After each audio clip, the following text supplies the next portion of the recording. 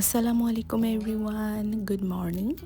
আজকে সকালটা আমি শুরু করছি সিনামন ওয়াটার দিয়ে, আর চারিদিকটা কি সুন্দর লাগছিল। তো তাড়াতাড়ি করে চলে আসি কিচেনে, কারণ আজকে আমার অনেক কাজ।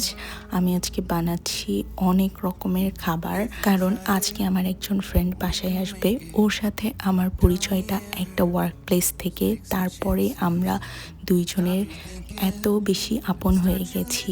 ও আসলে আমাদের দেশের না, ও ইরানের, আর আমি বাংলাদেশের। সো দুইজনের মধ্যে তারপরেও অনেক মিল।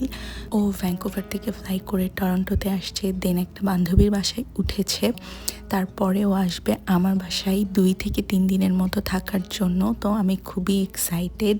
প্রথমে আমি অনেক কনফিউজ ছিলাম যে ওর জন্য কি কি বানানো যায়, কারণ ও স্পাইসি খাবার একদমই পছন্দ করে না। দেন আমার মনে হলো ওর চকলেট কেক অনেক পছন্দের। দেন আমি চকলেট কেকটাও বানিয়ে নিই যেদিন ও আসবে সেই দিন, কারণ তার আগের দিনও আমি অনেক কিছু বানিয়েছি, সেগুলো আমার শেয়ার করা হচ্ছে না কারণ অনেক বিজি ছিলাম বাজার করা, দেন আবার রান্না করার মধ্যে। তো আজকে একটু রিল্যাক্সে 2-3টা আইটেম আবার বানাচ্ছি, তো সেগুলোই ভিডিও করব। ওর চকলেট কেক ফেভারিট, এই জন্য আমি ভাবলাম চকলেট কেক দিয়েই ওকে ওয়েলকাম করা যায়।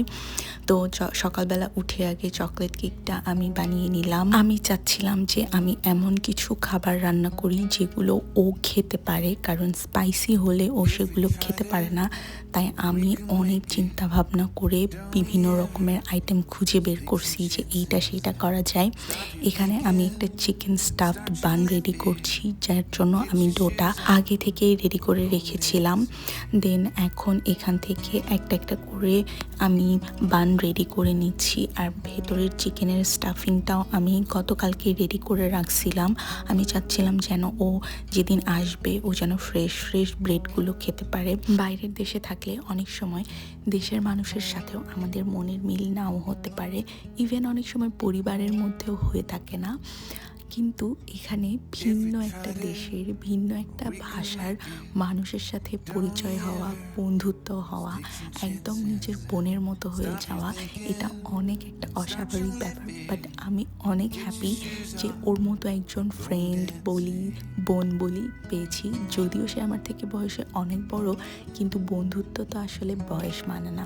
এখানে আমার ব্রেড রেডি হয়ে গেছে। এবার আমি কেকটাকে ওভেন থেকে বের করে ব্রেডটাকে দিব বেক হতে।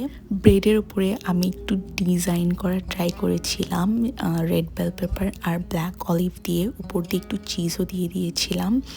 তো এখন আমার কেক রেডি, অ্যান্ড এই তো আমার কেকের লুক। এটাতে এখনও অনেক কাজ বাকি আছে, সেগুলো সব শেয়ার করব, কারণ কেকটাই আজকে আমার মেইন ডিশ। আর এর মধ্যে বানটাও রেডি হয়ে গেছে।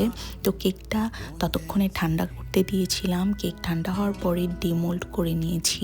কেক বানাতে তো ভালোই পারি, কিন্তু কেকের ডেকোরেশন করতে আমি এতটা বেশি ভালো পারি না, কিন্তু তারপরেও চাচ্ছিলাম যেন ওকে একটু স্পেশাল ফিল করানো যায় কেকটা দিয়ে। আর ফ্রিজে হুইপ ক্রিমও ছিল, তাই ভাবলাম এই হুইপ ক্রিমটা দিয়ে কেককে সুন্দর করে সাজানো যায়।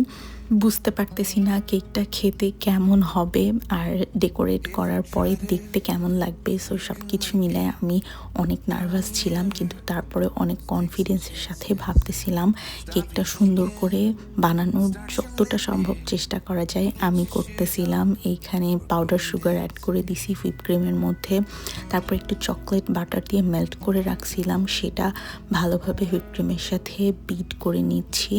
আর এইভাবে আমার ফ্রস্টিংটাও রেডি হয়ে গেছে। একটা কেক থেকে 3টা লেয়ারে আমি কাট করে নিয়েছি, এরপর সবগুলোর উপর দিয়ে খুব সুন্দর করে ফ্রস্টিংগুলো লাগাই নিব। কিন্তু এর মধ্যে আমি ভুলে গেছি একটু সিরাপ দিতে কেকের মধ্যে, যেন কেকটা অনেকক্ষণ সফট থাকে, ময়েস্ট থাকে। তো যার কারণে আমি ক্রিম লাগানোর আগেই এটা দিয়ে দিলাম।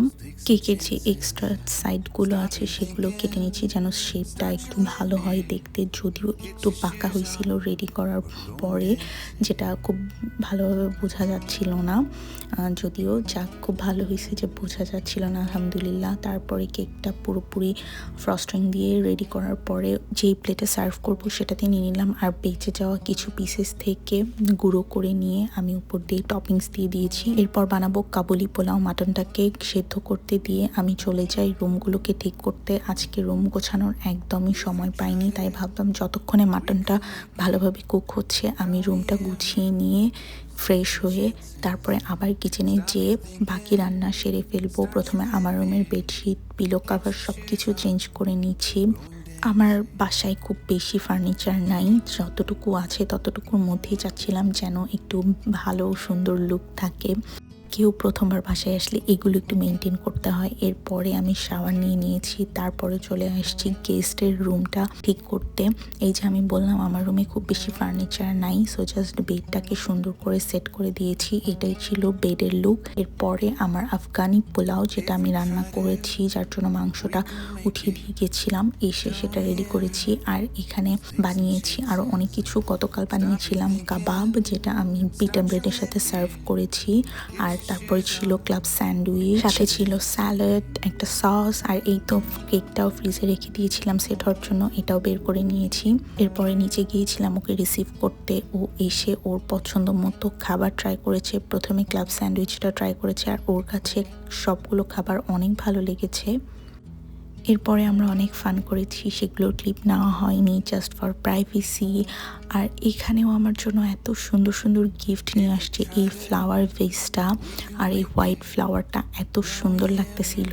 পরের দিন ও আমাকে ট্রিক্স করে ওয়ালমার্টে নিয়ে যায়, অ্যান্ড দেন আমার জন্য এই ল্যাম্পটা কিনে দেয়। আমি নিতেই চাইনি, বাট ও খুব জোর করে আমাকে এটা কিনে দেয়, যেটা আমার অনেক পছন্দ হয়েছে। পরের দিন সকালে ওকে সিঙ্গারা বানিয়ে দিয়েছিলাম আর পায়েস করে দিয়েছিলাম, যেটা খাওয়ার পরে আমরা চলে যাই টরন্টোতে সিএন টাওয়ার দেখতে। আমার খুব ইচ্ছা ছিল ওকে সিএন টাওয়ার দেখানোর আর ওর সাথে চারিদিকে টরন্টো ডাউনটাউনটাও ঘুরে দেখার। তারপরে আমরা দুপুরের লাঞ্চটাও সেরে নিই বাইরে থেকেই। বেশ কিছুক্ষণ সেখানে বসে গল্প করার পরে চলে যাই লেক ওন্টারিও দেখতে। এরপরে লেক ওন্টারিও থেকে ফেরিতে করে চলে যায় টরন্টো আইল্যান্ডে। আর কত সুন্দর ডাউনটাউনের ভিউ দেখা যাচ্ছিল, সিএন টাওয়ার দেখা যাচ্ছিল। এটা আমারও প্রথমবার টরন্টো আইল্যান্ড ভিজিট, তাই ওকে নিয়ে আমি ভাবলাম যে প্রথমবারই যাওয়া যাক টরন্টো আইল্যান্ড দেখতে। এত সুন্দর একটা প্লেস। যাওয়ার পর এখানে দেখি কত সুন্দর গন্ডোলা রাইড হচ্ছে, তো আমরাও একটা রাইড নিয়ে নিয়েছি। খুব সুন্দর লাগতেছিল আইল্যান্ডটা উপর থেকে দেখতে। অনেকক্ষণ সেখানে সময় কাটাই, তারপর চলে যাই বাসার দিকে, কারণ ও আজকেই চলে যাবে। তো আজকের ভ্লগ এখানেই শেষ করে দিচ্ছি। বাকি সময় ফ্রেন্ডের সাথে কাটাবো, যেহেতু আজকেই চলে যাচ্ছে। ভ্লগ ভালো লাগলে please do subscribe. Thanks for watching.